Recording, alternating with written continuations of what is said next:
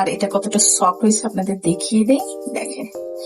আসসালামু আলাইকুম ভিউয়ার্স, খুব স্পেশাল একটা মজার রেসিপি নিয়ে হাজির হয়েছি। সেটা হচ্ছে গরু মাংস দিয়ে গরুর মাংসের কপ বানিয়ে দেখিয়ে দেবো। আমি এখানে 1 কেজি মাংস নিয়েছি, আর মাংসগুলো দেখেন বেশ বড় বড়। আপনারা চাইলে এর থেকেও আরো বড় করে মাংস নিতে পারেন, তাতে কোনো সমস্যা নাই, কিন্তু আমার কাছে মনে হয় এই সাইজের মাংসটাই বেটার। তারপরে মাংস সিদ্ধ হওয়ার পরে কিন্তু মাংস একটু ছোট হয়ে যায়। আমি এখানে উঁচা করে 1 টেবিল চামচ পরিমাণে আদা রসুন বাটা নিয়ে নিলাম, অল্প পরিমাণে জিরে বাটা নিয়ে নিলাম।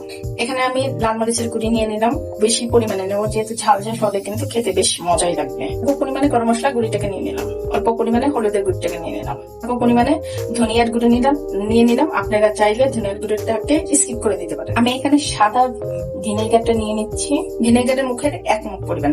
আর এখানে ভিনেগারটা না দিলেও চলবে, কিন্তু আমি যেহেতু ইনস্ট্যান্টে কাজটা করবো, তো সেক্ষেত্রে আমি ভিনেগারটা নিয়ে নিলাম।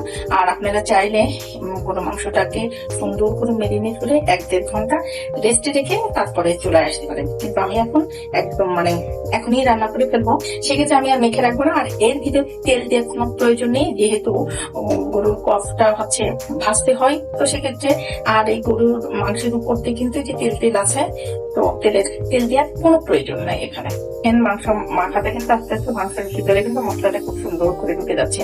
আর এই কোয়াক করার ক্ষেত্রে কিন্তু খুব বেশি মশলা আমাদের ইউজ করা যাবে না, জাস্ট হালকা পাতলা মশলা দিয়ে এই মাংসটাকে মেখে নিতে হবে। পরিমাণ মতো লবণটাকে অ্যাড করে দিলাম। আমার মাখানো অলরেডি হয়ে গেছে, এর ভিতরে আমি কোনো পানি দেবো না।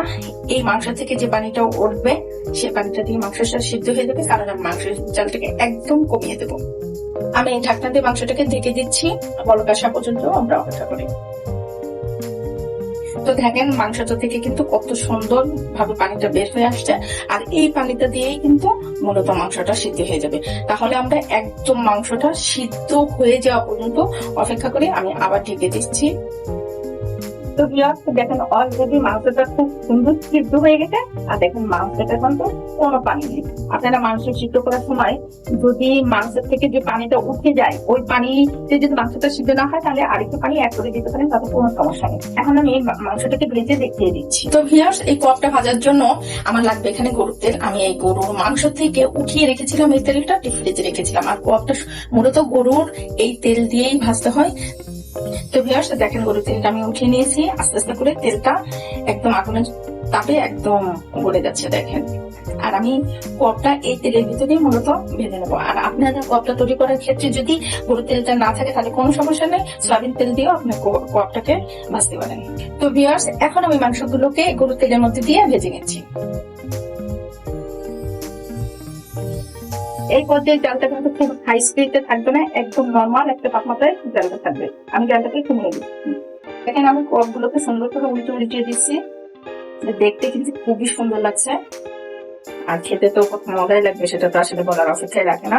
তো আপনারা যদি আমার চ্যানেলে নতুন হয়ে থাকেন, প্লিজ আমাকে লাইক কমেন্ট শেয়ার করবেন, বেশি করে শেয়ার করে দিবেন ভিডিওটা ভালো লাগলে, আর কমেন্টস করে জানিয়ে দিবেন আমার রেসিপি গুলো আপনাদের কাছে কেমন লাগে। ফেসবুক থেকে দেখে দেখলে অবশ্যই লাইক এবং ফলো দিয়ে রাখবেন। আর আমার চ্যানেলটি যদি এখনো সাবস্ক্রাইব করে না থাকেন, তাহলে প্লিজ আমার চ্যানেলটি সাবস্ক্রাইব করে রাখেন। যারা আমার চ্যানেলটাকে সাবস্ক্রাইব করে রেখেছেন তাদের অনেক অনেক ধন্যবাদ। ভিউয়ার্স, কপগুলো কিন্তু ভাজা হয়ে গেছে, দেখুন কতটা সুন্দর দেখা যাচ্ছে। আমি এখন কপগুলোকে তুলে নিচ্ছি, বাকি কপগুলো আমি সেম ভাবে ভেজে নিচ্ছি। তো ভিউয়ার্স, একে একে দেখেন আমার সবগুলো কপ আমি ভেজে নিয়েছি। তো ভিউয়ার্স দেখেন কত সহজেই আমি গরু মাংসের কপটা করে দেখিয়ে দিলাম, আর এটা কতটা সফট হয়েছে আপনাদের দেখিয়ে দেই, দেখেন। আর খেতে কিন্তু খুবই সুস্বাদু এবং খুবই মজাদার হয়েছে। আপনারা কিন্তু এইভাবে করে 3 দিন কিন্তু নর্মাল ফ্রিজ ছাড়াও কিন্তু স্বাভাবিক তাপমাত্রা রেখে খেতে পারেন এই কপটা। আপনাদের যদি কারোর আত্মীয় স্বজন বিদেশে থাকে, ঠিক এইভাবে কপটা করে কিন্তু তাদের পাঠিয়ে দিতে পারেন, তাহলে কিন্তু তারা খুব সুন্দর করে এটাকে খেতে পারবে। তো এই পর্যন্ত ভালো থাকবেন, সুস্থ থাকবেন। সামনে যেহেতু কোরবানি ঈদ, তো আমরা কিন্তু এইভাবে কপটা খেতে পারি। পোলাও দিয়ে, ভাত দিয়ে, রুটি দিয়ে কিন্তু খুব সুন্দর করে আমরা কপটা খেতে পারি। এই পর্যন্ত সবাই ভালো থাকবেন। আল্লাহ হাফেজ।